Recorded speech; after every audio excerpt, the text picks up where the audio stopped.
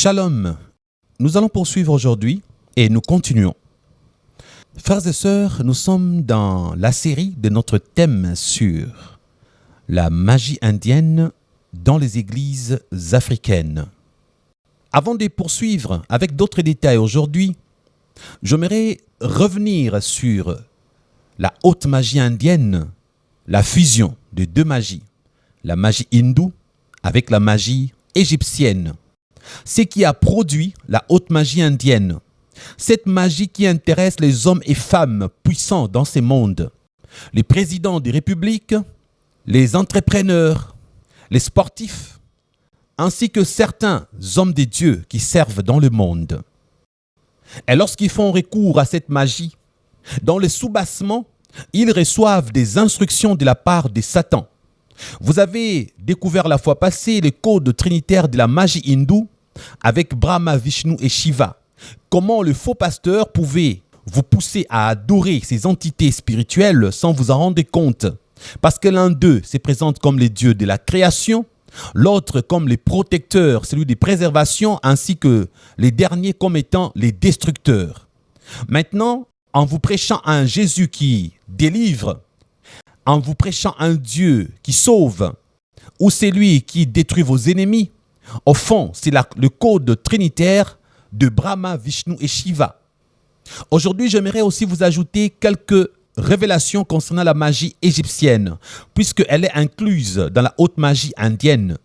Souvenez-vous, dans la Bible, on parle de Pharaon. Parmi les symboles de la magie égyptienne, vous avez les pyramides. Vous avez le nom du Pharaon qui était considéré comme un dieu. Ça s'est transmetté du père en fils. La continuité pour garder les puissances démoniaques, les puissances sataniques de la magie égyptienne. Alors un pharaon devait être succédé par un autre et ces puissances devaient être transférées. Et aujourd'hui, sachez que le pyramide représente peut-être l'histoire en parlant de l'archéologie, mais retenez que spirituellement, le pyramide représente une force démoniaque. C'est un symbole satanique. Et bizarrement, il s'est fait que le peuple de Dieu, les Hébreux, qui étaient en Égypte pendant 400 ans, ont travaillé comme esclaves. Ils ont aussi aidé à construire le pyramide parce qu'ils travaillaient comme esclaves. Je dirais donc les esclaves hébreux travaillant pour construire le pyramide. Cette pratique est spirituelle. Qu'est-ce que les diables aiment faire? Vous prendre votre liberté, vous transformer en esclave pour que vous travailliez pour lui. Les pasteurs magiciens, les serviteurs de Dieu magiciens, en utilisant la haute magie indienne, ils prennent aussi le principe de la magie égyptienne, de vous transformer spirituellement en esclaves. C'est vous qui les enrichissez. Vous travaillez, mais vous avez toujours envie de donner votre argent à ces hommes. Il y a des gens qui ont eu à faire le don de 10 000 $, le don d'une parcelle. La personne a donné tout ce qu'elle avait parce que le démon l'a inspiré. Il a pensé que c'est Dieu qui lui parlait. Donne à ton pasteur. Donne à ton pasteur, je te bénirai. J'ai connu un jour une sœur, elle avait une jambe paralysée. Elle marchait en boitillant. Un jour, par la musique, Dieu l'a bénie. Elle a acheté une voiture qui l'aidait à se déplacer. Elle dira qu'une voix lui a dit « Donne à ton pasteur ». Elle s'est retrouvée misérable, malheureuse, en train de boitiller sur la route. Des années plus tard, elle n'arrivait pas toujours à avoir en échange la bénédiction promise, selon laquelle « Donne à ton pasteur, tu recevras plus que ça ». Mensonge du diable. Esclaves hébreux travaillant dans les pyramides égyptiennes. Avec cette magie, la haute magie indienne qui est la fusion de deux magies, le pasteur sataniste ou satanique arrive à mettre en pratique les deux œuvres de la magie hindoue ainsi que de la magie égyptienne. Les principes de construire les pyramides, faire des Hébreux esclaves continuent jusqu'à aujourd'hui. Beaucoup de membres d'églises dites indépendantes avec des pasteurs satanistes, même ceux qui sont dans les assemblées de Dieu, ce sont les âmes en question s'ils ne donnent pas physiquement leur argent. Dans le spirituel, le fait qu'ils croient en leur pasteur, le fait qu'ils ont placé leur foi dans leur église, qu'est-ce qui se passe? Les démons, les diables travaillent en leur arrachant leur bénédiction. Exemple, si Dieu avait prévu que tu sois directeur d'une entreprise avec un salaire de 10 000 $, ils vont t'arracher cela dans le spirituel. Tu n'auras jamais ce travail parce qu'un sataniste a arraché ta bénédiction. Souvenez-vous, la Bible dit que le voleur ne vient que pour voler, dérober. Vous volez ce qui vous appartient. On ne vole que ce qui est à toi. On ne te dérobe que ce qui t'appartient. Les diables volent vos emplois à cause de faux pasteurs. Ils vous imposent le main, ils retirent vos bénédictions. Ils vous imposent le main, ils retirent vos élévations. Le fait que vous priez dans leurs églises, ils vous bloquent. Regardez bien. Lui, il a de l'argent. Ses enfants étudient aux États-Unis. Sa femme habite à Londres. Il voyage beaucoup. Mais toi, tu n'as jamais quitté le Congo pour Brazzaville. Tu ne connais même pas le Congo central. Tu n'as jamais été dans le Bandundu. Tu n'as jamais été à l'intérieur de ton pays. Tu n'arrives même pas à voyager à l'intérieur de ton pays. Tu pries dans une église où le pasteur est riche, tu es pauvre. Regardez dans ces églises où les pasteurs sont millionnaires. De 70 à 90% des membres de l'église sont pauvres. Pourquoi? Parce que spirituellement parlant, ils se sont appauvris pour enrichir leur pasteur. Spirituellement parlant, ce sont des esclaves. Ce sont des esclaves hébreux en train de travailler devant les pyramides pharaoniques, en train de travailler devant les pyramides égyptiennes pour enrichir l'Égypte. Ils sont comme le peuple de Dieu qui était esclave en Égypte, frères et sœurs. C'est le principe qui est utilisé dans la haute magie indienne dont vous ne vous rendez pas compte. Les pasteurs satanistes seront toujours les plus riches de votre église. Les pasteurs satanistes vous utiliseront spirituellement. Les pasteurs satanistes ont bloqué vos élévations. Parce que Paul a dit, nous connaissons les desseins du diable. Nous vous avons dit précédemment que le dessein, c'est le projet à réaliser. Paul a dit que nous connaissons les desseins du diable. Le projet du diable à réaliser contre vous, contre votre vie, est de vous appauvrir pour enrichir ce pasteur-là. Souvenez-vous des satanistes, ils vous ont dit, qu'on leur disait, donnez votre femme, donnez votre sœur, donnez votre tante, votre mère, votre enfant, pour qu'il aille travailler pour vous dans le monde spirituel. Comme ça, sur terre, vous aurez de l'argent. Quand on dit donne pour qu'il aille travailler pour toi, littéralement parlant, ça ne se passe pas comme ça. En fait, c'est un sacrifice que tu fais. Tu sacrifies un membre de ta famille, les diables en retour te donnent l'argent, l'élévation et autres. À vrai dire, Satan ne te donne rien. Dieu avait prévu que tu aies ces choses-là. Les diables te le volent et te les rendent, et c'est gratuitement parlant que tu as sacrifié un membre de ta famille. Ce n'est pas un échange. Dieu avait prévu que tu sois béni. Les diables ne font que te restituer ce qui t'avait volé, te faisant croire qu'il te donne. Il ne t'a rien donné. En dehors de ça, ceux qui refusent de servir Satan volontairement, les diables se servent d'eux par malice, malicieusement. Ils vous volent ce qui est à vous. Il y a des gens qui ne se marieront jamais parce que leur mariage a été volé chez Satan. Il y a des gens qui n'auront jamais un vrai emploi avec un bon salaire parce que son travail a été volé chez Satan. Il y a des gens qui ne connaîtront jamais le bonheur sur terre. Leur bonheur a été vendu à Satan. Ils se sont retrouvés dans des églises tombeaux, églises sanctuaires des démons, prêchant les doctrines des démons. Alors, ils ont vendu leur existence terrestre. Ils seront malheureux jusqu'à leur mort parce qu'ils ne veulent pas quitter ces tombeaux. Ils ne veulent pas quitter ces sanctuaires des démons. Ils pensent que nous sommes en train d'exagérer. Frères et sœurs, les diables, voulant s'accaparer des âmes, a trouvé une technique diaboliquement astucieuse, celle de reconvertir les vraies églises de Dieu en sanctuaires des démons. J'aimerais que vous puissiez comprendre une chose. Les églises qui sont devenues sanctuaires des démons sont des églises qui autrefois prêchaient le vrai Jésus-Christ, prêchaient le vrai évangile. Les diables s'est glissé parmi elles parce que il sait que la majorité ne croira pas lorsqu'on leur parlera contre les dites églises. Parce que tout le monde a souvenir, tout le monde se souvient combien ces églises ont eu à apporter les réveils dans leur pays, combien ces églises ont eu à convertir les âmes. Il devient donc impossible de croire que de telles églises se soient converties en églises de Satan. Les gens auront les anciens témoignages comme preuve des contradictions. Ils vous diront donc, même le pasteur Jonas, ex-sataniste, un jour dans son témoignage, a parlé de notre église comme étant une vraie église, a parlé de notre église comme étant une église vivante. Comment vous dites que notre pasteur aujourd'hui s'est détourné? Frères et sœurs, les choses ont beaucoup changé. Retenez donc, certains païens d'hier sont devenus chrétiens aujourd'hui, pas vrai? Et sachez que certains chrétiens d'hier sont devenus apostats aujourd'hui. Il y a des gens qui ont bien commencé, mais qui dans leur parcours ont dévié. Si le pasteur Jonas, lorsqu'il était sataniste, avait vu que votre église était meilleure, était bonne. Parce qu'en ces moments-là, votre pasteur était dans le vrai. Saül a commencé avec Dieu et il avait reçu l'onction de Dieu. Même lorsque Dieu l'avait rejeté, David continua à appeler Saül le roi des dieux. Dieu ne se répand pas de ses dons et de son appel. Lorsqu'un homme est appelé par Dieu ou une femme, même s'il bascule vers Satan, il gardera son identité du serviteur de Dieu, mais Dieu le jugera à la fin et lui dira « Je ne t'ai jamais connu ». Mais vous qui l'avez suivi, vous serez aussi perdus parce qu'il vous induira en erreur. Toutes les bonnes églises d'hier ne sont plus forcément des bonnes églises aujourd'hui. Souvenez-vous que les anciens pasteurs de certaines anciennes bonnes églises sont déjà morts et ont été remplacés par d'autres pasteurs, voire même par leurs enfants, n'est-ce pas? Pour le cas de mon pays, vous connaissez ces églises où les pères sont morts et les enfants ont remplacé comme s'il s'agissait de la royauté. Si l'ancien pasteur était bon, qui vous dit que le nouveau pasteur est forcément bon? Je vous repose la question. Si l'ancien pasteur était bon, qui vous dit que le nouveau est forcément bon aussi?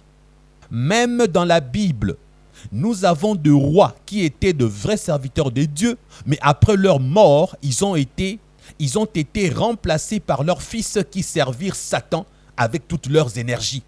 Leurs fils qui commirent des abominations. C'est dans la Bible, pas vrai?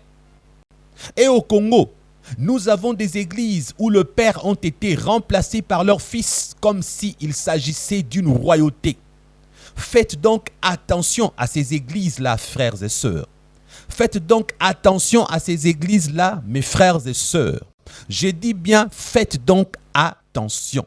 Aucune part dans la Bible, il est dit que l'appel de Dieu était contagieux et que le ministère doit se transmettre de père en fils. Aucune part dans la Bible. Il n'existe aucune part dans le Nouveau Testament où après la mort d'un pasteur, Dieu a recommandé qu'on mette son fils ou son frère à la tête de l'église.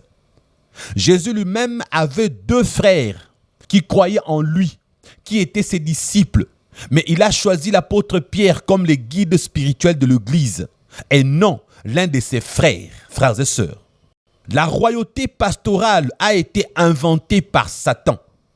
Dans ces églises où il y a la royauté pastorale, où le ministère se transmet de père en fils, où l'onction se transmet de père en fils, c'est un concept satanique. Frères et sœurs, la royauté pastorale a été inventée par les diables parce que cela consiste à remplacer le père par le fils, un peu comme le font les chefs coutumiers. Dans les fétiches, les choses ancestrales, pour transmettre le pouvoir d'un chef coutumier, on choisit un enfant, on le prépare pour lui transmettre le pouvoir. À vrai dire, ceux qui ont des églises avec la royauté pastorale, où le père doit être remplacé par les fils, ils le font comme dans la coutume. Ils font comme chez les chefs coutumiers. C'est la transmission par les liens de sang de pouvoir satanique à perpétuer. C'est ça qui se passe dans le spirituel sans que vous ne puissiez vous en rendre compte. Le père a eu ses pouvoirs. Il va s'en aller. Son temps est arrivé. Il appelle son fils, il lui transmet. Il doit remplacer le père pour que l'église continue. L'église qui a dévié. L'église qui est devenue un sanctuaire des démons. Un endroit de perdition. Le fils doit perpétuer les œuvres sataniques, le pouvoir satanique et il remplace son père. Vous allez me dire, mais pasteur Christian, n'y a-t-il pas eu d'exception? Je ne me prononcerai pas là-dessus. Parce que moi, personnellement, pour le Congo, je n'ai pas vu une bonne exception. Tout ce qui a été fait selon l'inspiration du diable. Parce qu'à la manière où les choses ont été faites, on n'a pas vu une vraie église où le fils a remplacé le père selon les normes bibliques. On a utilisé la politique, on a utilisé la sournoiserie, on a utilisé le concept humain. Or, tout ce qui ne glorifie pas Dieu glorifie Satan. Beaucoup d'hommes de Dieu ont déjà dévié de la trajectoire initiale sans que vous ne puissiez vous en rendre compte, frères et sœurs. Il y a une chose qui me fait mal et dont je n'ai pas la maîtrise totale. C'est de pouvoir arracher les âmes de Dieu qui sont dans ces églises-là. Jésus m'a fait voir combien c'est dur et voire même impossible, mais possible avec la foi. Premièrement, pourquoi c'est dur? Parce que ces âmes-là sont emprisonnées dans le monde pandémonium. Leur intelligence a été bloquée et calée pour rejeter toutes les critiques sur leurs églises et sur leurs pasteurs. Ils sont adeptes de leurs pasteurs. Ils sont adeptes de leur église. Ils sont fanatiques aveugles. Les diables est très rusé et avait déjà averti à ces faux pasteurs que le vrai prédicateur allait découvrir leurs ruses et les membres de leurs églises allaient déguerpir. Pour le protéger, qu'est-ce qu'ils ont fait? Ils ont fait des séances occultes. Ils ont créé des cultes démoniaques à l'église, faisant penser que ça venait des dieux, où ils ont emprisonné leurs âmes, où ils ont emprisonné les esprits ou les âmes des membres de leurs églises en prison, quelque part dans le spirituel, pour que ces gens restent fidèles à leurs pasteurs et fidèles à leurs églises. Pour empêcher pareille chose, le diable leur a donné plusieurs doctrines des démons capables de corrompre l'esprit et d'emprisonner l'âme. Ils ont prêché des choses qui sont restées gravées dans le cœur de leurs fidèles. Ils ont enseigné des doctrines des démons, présentées comme les doctrines des dieux, qui ont rendu aveugles l'âme et l'esprit des membres de leurs églises. Sans oublier la transmission des esprits méchants par imposition de main durant les cultes ainsi que par la Sainte Seine où ils ont fait manger les fidèles de leur église la chair humaine, la chair des cadavres transformée en pain. Ils ont fait boire aux membres de leurs églises le sang humain transformé en vin. Avec les yeux humains, lorsque les membres regardent, ils voient le pain et le vin. Mais spirituellement parlant, c'est le sang humain qui leur ont fait boire. C'est la chair décomposée des cadavres qui leur ont fait manger. Ils sont emprisonnés. Le Seigneur m'a fait voir cela et ça devient dur de prêcher ces gens. Lorsqu'on prêche, ils entendent mais ils ne comprennent pas. Ils ont des yeux qui ne voient pas, des oreilles qui n'entendent pas, parce que spirituellement parlant, ils sont emprisonnés. Et le Seigneur m'a dit, Christian, il faut jeûner et prier, les délivrer pour les sortir de là. Sinon, ils ne comprendront rien. Frères et sœurs, c'est ça qui a emprisonné leurs âmes dans le monde pandémonium. Les pratiques occultes, bien codées, par des conventions, par des jeûnes de 41 jours, journées de prière marathon, les termes spirituellement valables, mais derrière ça, c'est des cultes des démons qu'ils font. Et c'est ça qui a emprisonné leurs âmes, les âmes de leurs membres. Ils sont esclaves et ne peuvent pas quitter ces églises-là. Cette révélation m'a fait très mal car le Seigneur Jésus-Christ m'a dit qu'il faut jeûner et prier pour arracher quelques-uns de ces mondes sataniques avant de leur prêcher le vrai évangile. Toutefois, le Seigneur m'a dit que cela ne sera pas facile à faire. En plus, moi-même, je n'ai pas vraiment la force de jeûner pour ça, frères et sœurs. Alors, je vous recommande de le faire à ma place. Jeûner et prier pour ces âmes, pour que nous puissions prêcher et qu'ils puissent comprendre. D'accord? C'est le devoir que je vous donne, à chacun de vous. J'avais dit premièrement, donc, il y a un deuxièmement. Les âmes-là qui prient dans leurs églises n'ont jamais été de vrais chrétiens. Ils étaient à la recherche de la vie facile et des richesses de ce monde. La plupart ne connaissent même pas les Saintes Écritures. J'en ai rencontré d'autres. Tu lui poses la question, connais-tu l'histoire de David? La personne ne connaît pas. Connais-tu Moïse? Aucune idée. Connais-tu Abraham? Jamais entendu. Connais-tu Isaac? Mais c'est qui celui-là? Connais-tu l'apôtre Paul? J'en ai entendu parler chez mon pasteur. Tout ce qu'ils savent, c'est ce que le pasteur leur a dit. Et ce que le pasteur ne leur a pas dit, ils ignorent. Ils connaissent ce que le pasteur veut qu'ils connaissent et ils ignorent ce que le pasteur veut qu'ils ignorent. Frères et sœurs, waouh, rendus esclaves, emprisonnés dans le monde satanique. Ils suivent le faux pasteur comme des moutons, dépourvus d'intelligence et de savoir. Leur ignorance cause leur chute. Troisièmement, j'aimerais aussi ouvrir une parenthèse.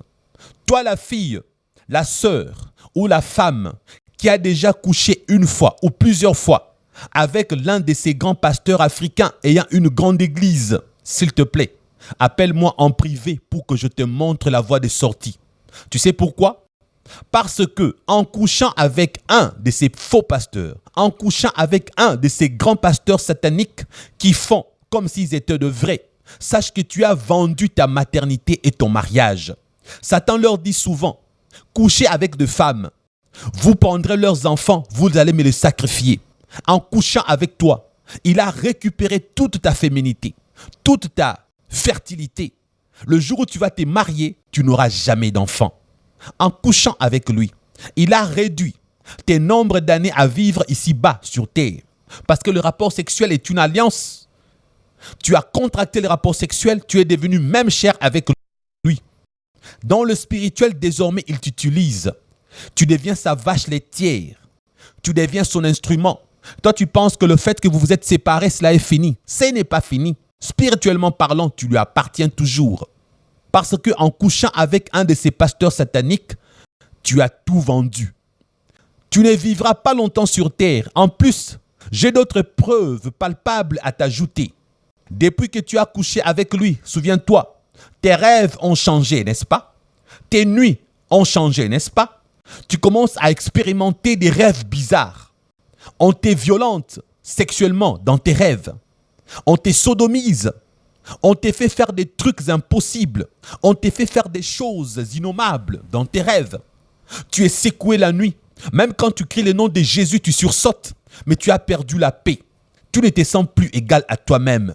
Je ferme la parenthèse.